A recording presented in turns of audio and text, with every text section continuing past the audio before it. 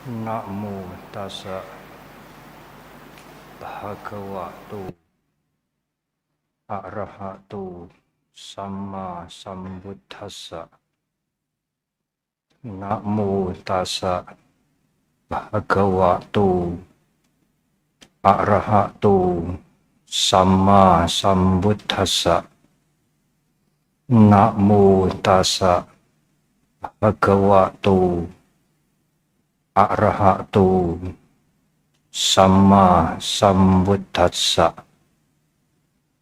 Nati santi parang sukhanti.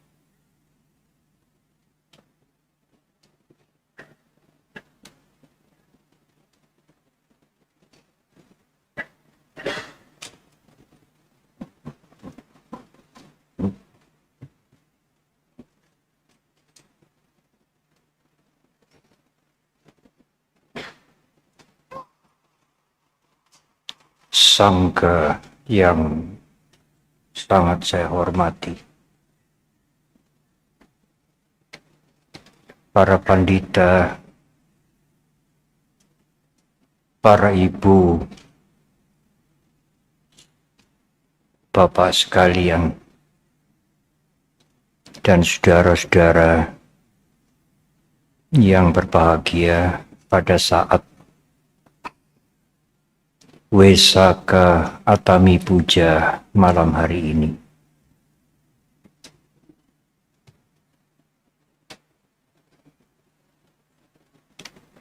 Pandemi sudah dinyatakan selesai. Oleh karena itu, pada tahun ini sangat banyak daerah-daerah yang merayakan Waisak. Mereka merayakan dengan khidmat, dengan jumlah yang sangat besar.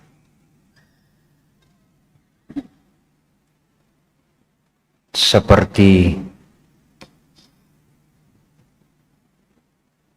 di Kabupaten Temanggung, untuk pertama kali diselenggarakan Waisak se-kabupaten yang dihadiri kurang lebih 4.000 umat Buddha.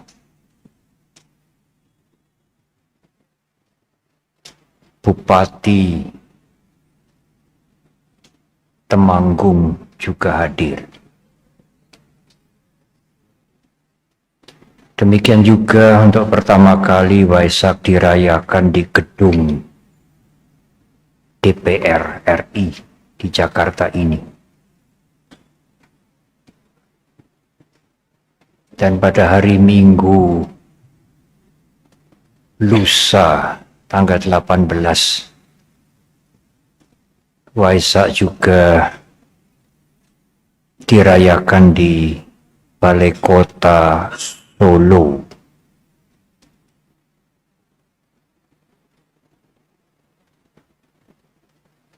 Sangat banyak. Bahkan kami masih harus menghadiri perayaan Waisak besar untuk Sulawesi Selatan di Makassar pada tanggal 16 Juli. Sudah mendekati Asada.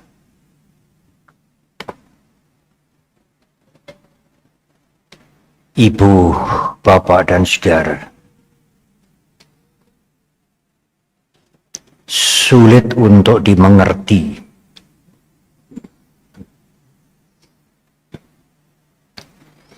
bahwa dalam usia yang sedang berkembang sebagai putra mahkota Pangeran Siddhartha meninggalkan istana.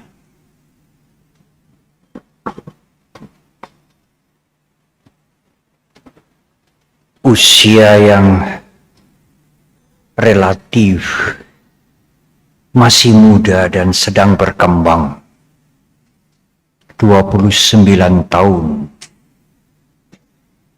Siddhartha menolak istana, kemegahan, kenyamanan, dan juga kekuasaan. Apakah mudah keputusan seperti ini, Ibu, Bapak, dan Saudara?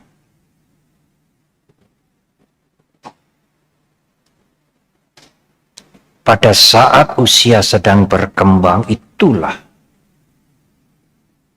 biasanya umat manusia pada umumnya mencari kedudukan, kesejahteraan, kenyamanan, bahkan kekuasaan.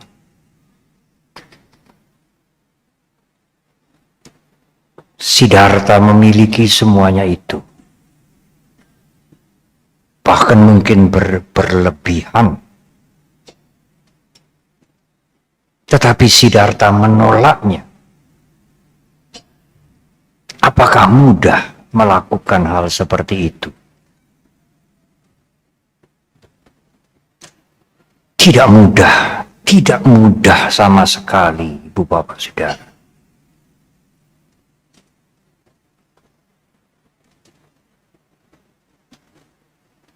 Tetapi sementara orang memberikan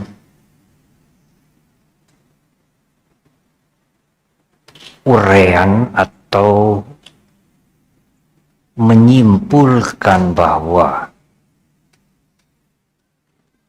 penderitaan yang dilihat oleh Siddhartha itulah yang membuat Siddhartha menolak istana dan kekuasaan.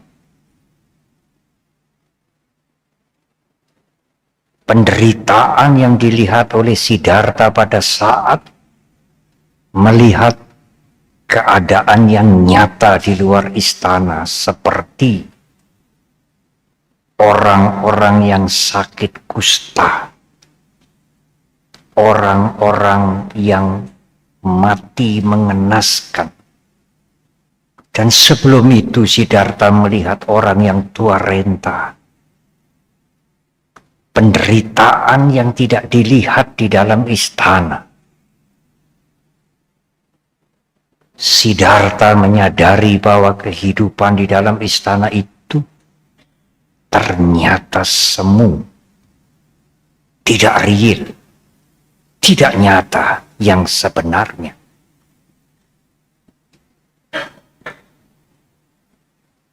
Penderitaan itulah yang mendorong Siddhartha sampai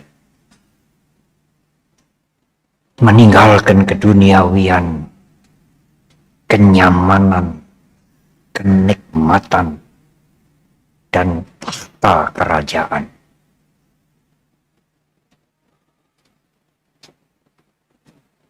Betapa dahsyatnya kekuatan penderitaan itu.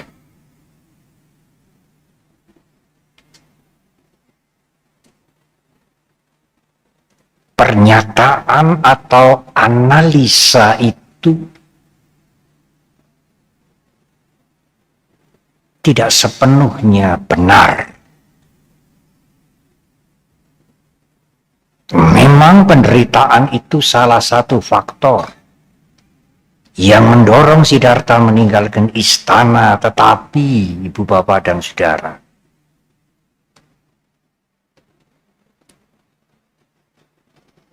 berapa banyak di antara manusia, orang-orang sampai sekarang yang melihat penderitaan seperti Pangeran Siddhartha.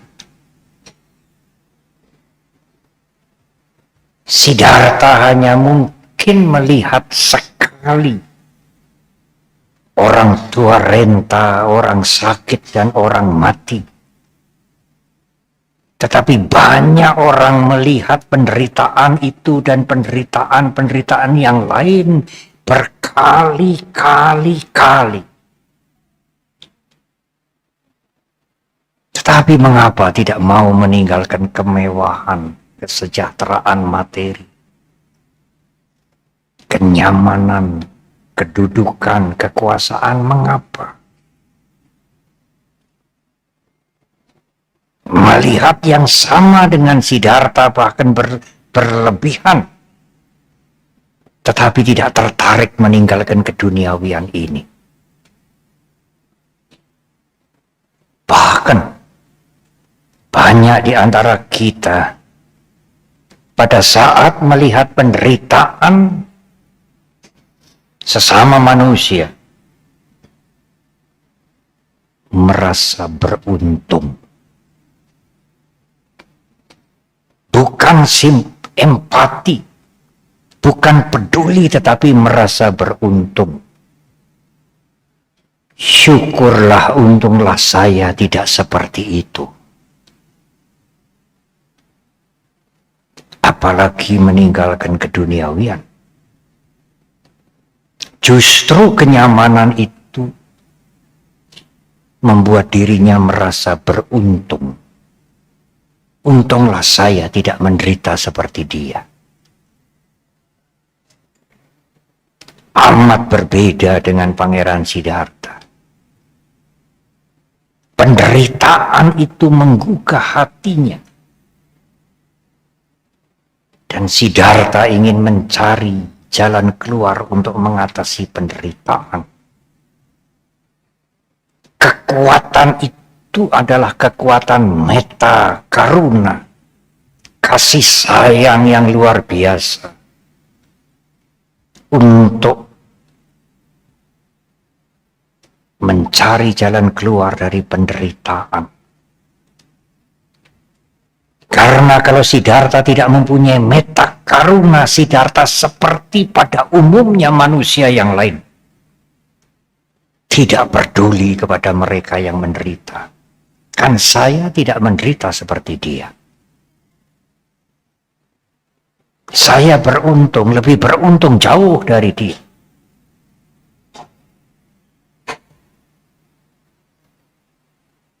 Tidak ada cinta kasih, tidak ada kepedulian, tidak ada empati yang muncul.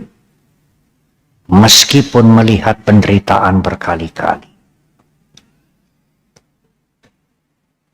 Sehingga ibu bapak dan saudara, kekuatan yang maha dahsyat yang mendorong Siddhartha meninggalkan segala macam kekuasaan dan kemegahan istana itu tidak semata-mata karena melihat penderitaan, tetapi karena kasih sayangnya yang sangat besar. Dalam bahasa Pali disebutkan paraduke sati sadunang hadayang kampati ti karuna. Hati yang bergetar, hati yang bergoncang melihat orang lain menderita.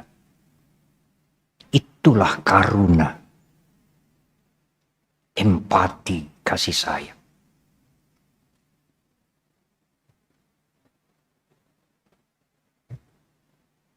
Pada saat kami diminta menyampaikan pesan Waisak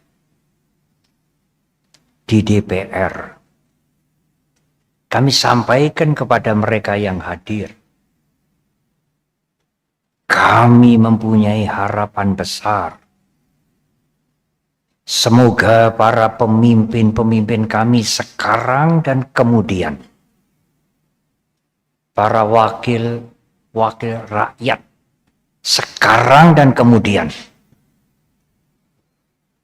para duke sati sadunang hadayang kampati, bergetar hatinya kalau melihat penderitaan rakyat atau kekurangan mereka.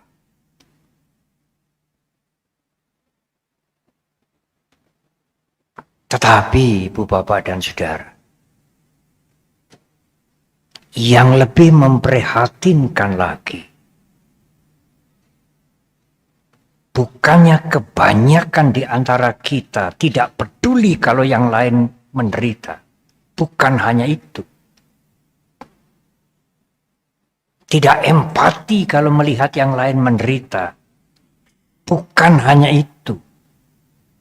Tetapi juga tidak peduli pada penderitaannya sendiri.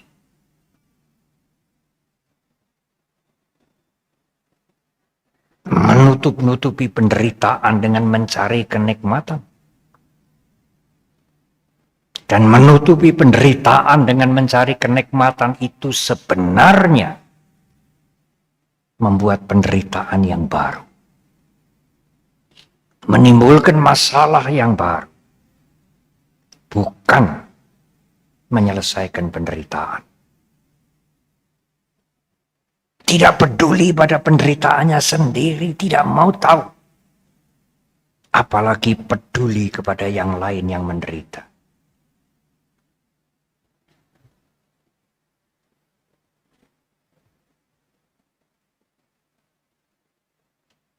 Pada saat purnama di bulan Waisakha, setelah 6 tahun berjuang dengan kesulitan yang luar biasa, Pangeran Siddhartha yang menjadi pertapa kemudian mencapai pencerahan sempurna. Kebudaan yang sempurna. Beliau menemukan jalan yang terang dan jelas untuk mengakhiri penderitaan. Dan itulah misi yang dibabarkan oleh Guru Agung kita selama 45 tahun penuh.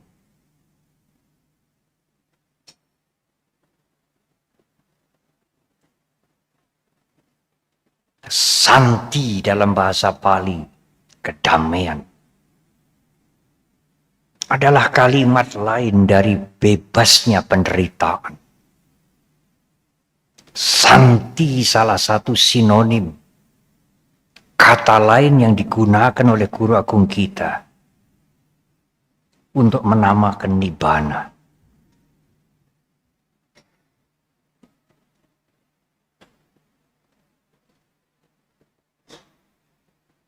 Ibu, Bapak, dan Saudara, kedamaian yang sesungguhnya itu adalah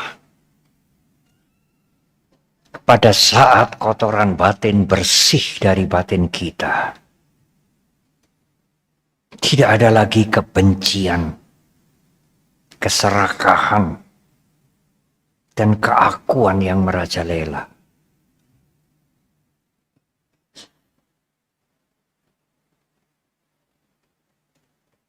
Ibu, Bapak, dan Saudara, memang sekarang kita belum mampu mencapai kedamaian yang paramang itu, yang tertinggi itu, tetapi kita bisa meningkatkan kedamaian kita masing-masing dengan mengurangi kotoran-kotoran batin.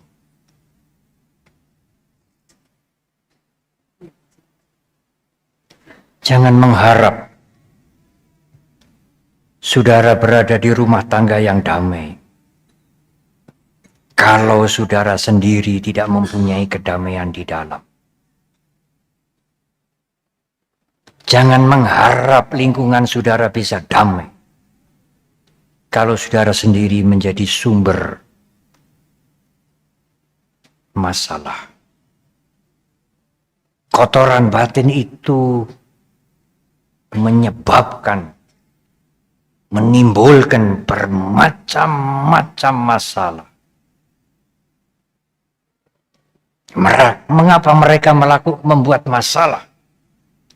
karena tidak ada kedamaian di dalam dirinya. Sakitlah dirinya itu, sehingga menyebarkan penyakit itu kepada yang lain. Di dalam keluarganya, di masyarakat, orang itu membuat masalah. Karena batinnya sedang sakit. Tidak ada kedamaian di dalam dirinya. Hanya orang yang batinnya sakit yang melakukan kejahatan dan keburukan.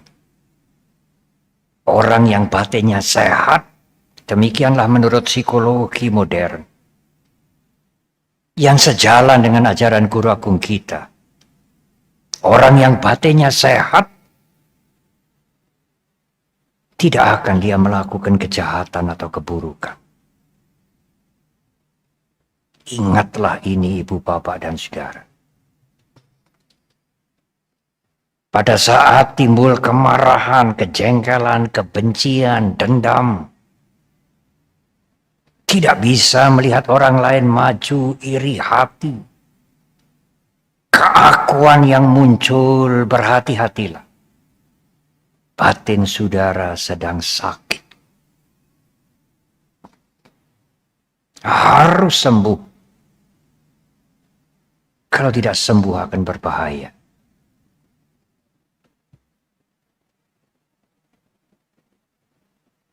Dalam bahasa Pali disebutkan nati santi parang sukang. Tiada kebahagiaan yang tinggi. Tiada kebahagiaan lain. Kebahagiaan yang sebenarnya itu adalah kedamaian. Dan kedamaian itu adalah mental yang bersih.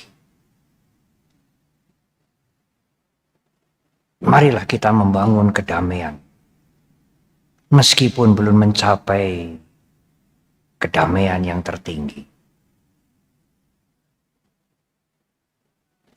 Membangun kedamaian itu haruslah berhenti dari perbuatan jahat. Membangun kedamaian itu haruslah berhenti dari berbuat yang buruk. Dan kita harus mengendalikan diri kita sendiri. Kita tidak mungkin memohon kepada siapapun agar kita bisa mengendalikan diri kita. Tidak, saudara. Bukan dimohon. Kemampuan mengendalikan diri kita itu adalah latihan yang terus-menerus. Bukan hadiah. Itulah sila. Tetapi ibu, bapak, dan saudara, Anda tidak berhasil, tidak akan berhasil untuk mengendalikan diri Anda kalau Anda tidak mengendalikan batin Anda. Oleh karena segala macam perilaku, ucapan, dan perbuatan yang buruk itu bersumber dari pikiran kita, dari dalam diri kita sendiri.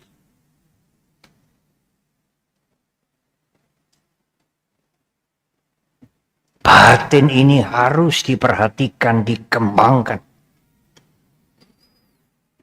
dengan cinta kasih, dengan empati kepada mereka yang menderita, dengan simpati kepada mereka yang maju, dan teguh pada saat menghadapi bermacam-macam masalah.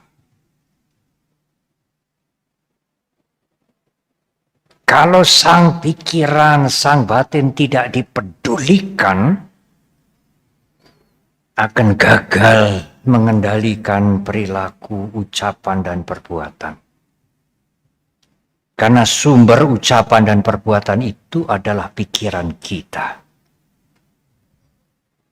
Citang dantang sukawahanti.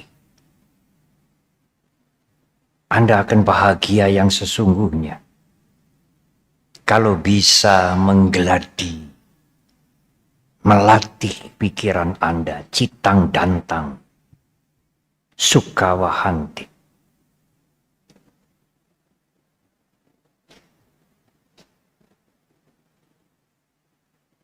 Ibu, bapak, dan saudara,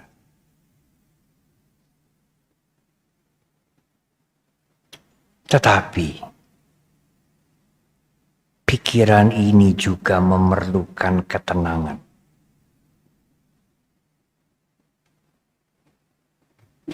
Mengembangkan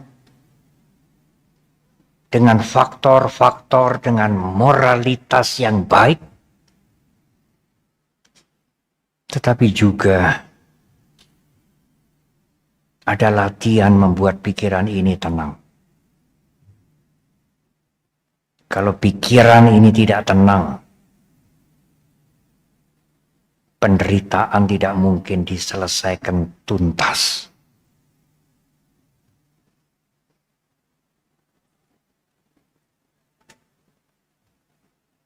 Ibu, bapak, dan saudara, mengapa? Oleh karena selain berhenti dari perbuatan yang buruk, harus berhenti. Itulah sila. Mengembangkan moral yang baik dan juga membuat pikiran ini tenang dengan bermeditasi. Itulah samadhi. Tetapi tidak cukup. Mahkota ajaran Guru Agung kita adalah siap menerima kenyataan dari kehidupan ini. Siapkah Anda menerima perubahan? Mengerti perubahan? Ya. Tidak sulit. Tetapi menerima perubahan tidak mudah.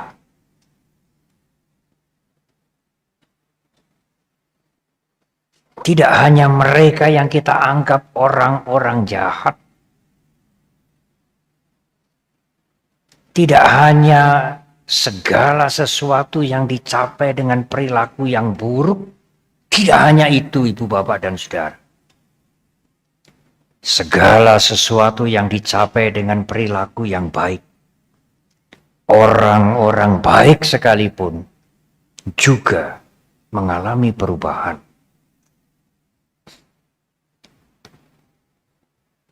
Tidak ada yang abadi di alam semesta ini.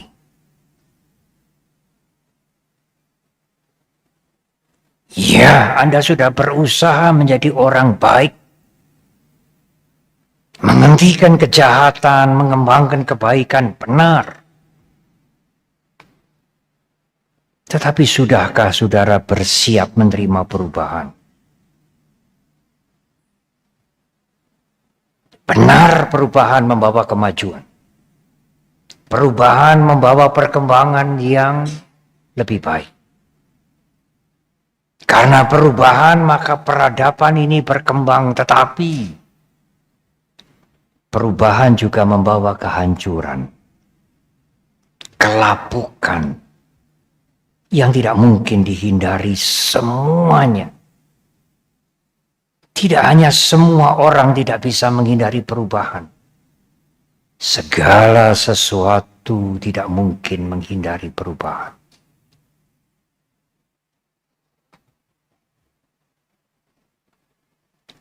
Agama Buddha sekalipun, ajaran Guru Agung kita sekalipun, tidak mungkin menghentikan perubahan. Tidak mungkin, tetapi ajaran Guru Agung kita mampu menghentikan penderitaan. Kalau saudara menghentikan perbuatan yang jahat, berhenti berbuat jahat, tidak bisa ditawar. Karena kejahatan itu menambah penderitaan. menghancurkan Anda sendiri, menghancurkan yang lain.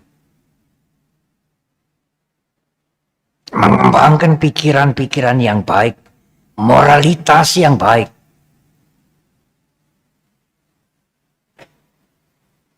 Dan membuat pikiran mental kita ini tenang. Pada saat itulah kita mulai melihat dan bisa menerima perubahan. Utamanya perubahan yang tidak menyenangkan selera kita. Kita menerima perubahan itu sebagai keniscayaan, kewajaran yang tidak mungkin dihindari oleh siapapun. Apalagi menentangnya. Itulah cara untuk hidup damai. Membangun kedamaian di dalam. Seseorang yang mempunyai kedamaian di dalam, kehidupannya akan memberikan kedamaian kepada yang lain, kepada keluarganya, kepada masyarakat, kepada siapa saja dia bergaul. Batin yang sehat, batin yang mulai sehat, bukan batin yang sakit. Itulah batin yang damai.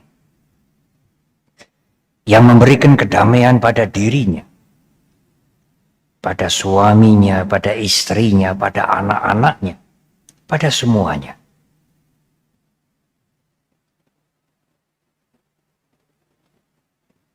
Ibu, bapak, dan saudara.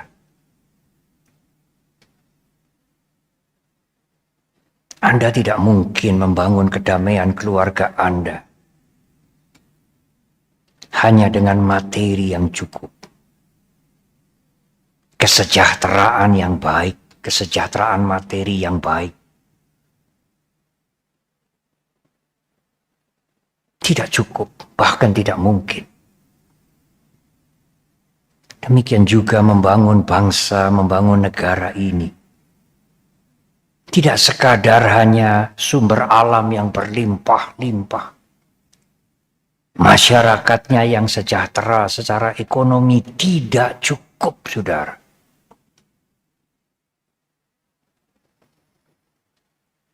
Kedamaian dalam keluarga, kedamaian dalam masyarakat. Keluhuran kita ini harus dibangun dengan mental yang kuat, dengan moral yang tangguh. Karena mental yang kuat, moral yang tangguh itulah landasan awal untuk membangun kedamaian di dalam. Kedamaian yang di dalam itulah sumber semua kedamaian yang di luar.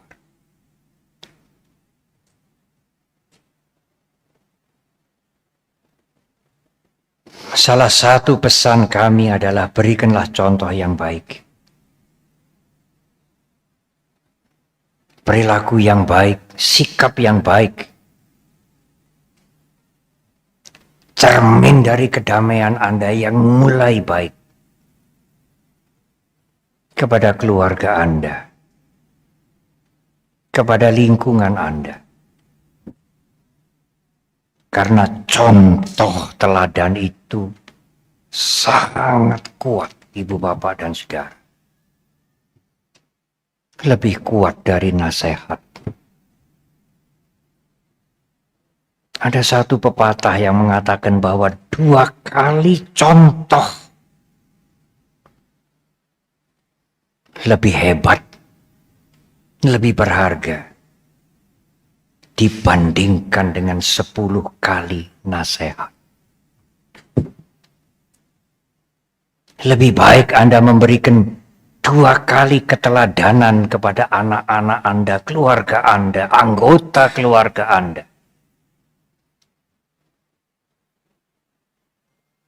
Lebih berharga ketimbang hanya memberikan nasihat meskipun 10 kali. Apalagi kalau saudara memberikan nasihat, tetapi perilaku saudara buruk. Nasihat itu tidak ada artinya. Apalagi memberikan kekuatan. Apalagi memberikan dorongan. Tidak. Keteladanan lebih berharga. Jauh lebih berharga dari nasihat yang kita berikan. Nati santi parang sukang. Tiada kebahagiaan yang sesungguhnya selain kedamaian di dalam diri kita. Marilah kita berjuang terus